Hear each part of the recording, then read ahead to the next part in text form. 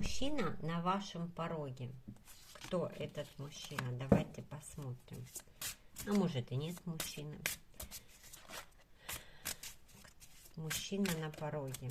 Кто идет в вашу жизнь? Зачем идет? Старый, новый? С чем идет?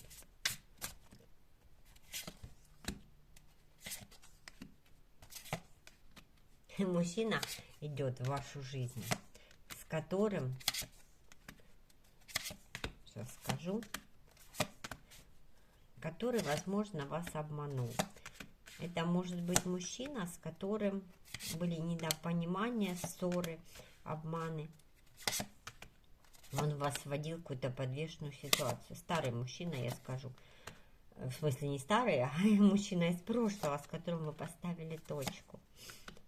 Причем он идет. Ваш муж, может быть, с которым у вас закончены были отношения. Что идет-то? Смотрите, что-то будет предлагать. С любовью идет, с подарками идет. Хочет любви вашей, хочет быть опять с вами вместе. Ну, кто ждал своего бывшего, да? Вот, ну, может, и не бывшего, а просто вы поссорились, да? Смотрите, здесь будет примирение. Человеку без вас одиноко. Вот. Это явно тут человек хочет возврата и хочет семьи. Ну, конечно, не у всех проиграется, что старый мужчина, у кого-то будет и новый, потому что туз кубков, как бы новое начало. И карта десятка пентаклей для любви. Кстати, и другой мужчина. Все-таки здесь два мужчины. Здесь будет какой-то старый мужчина, бывший. Вот.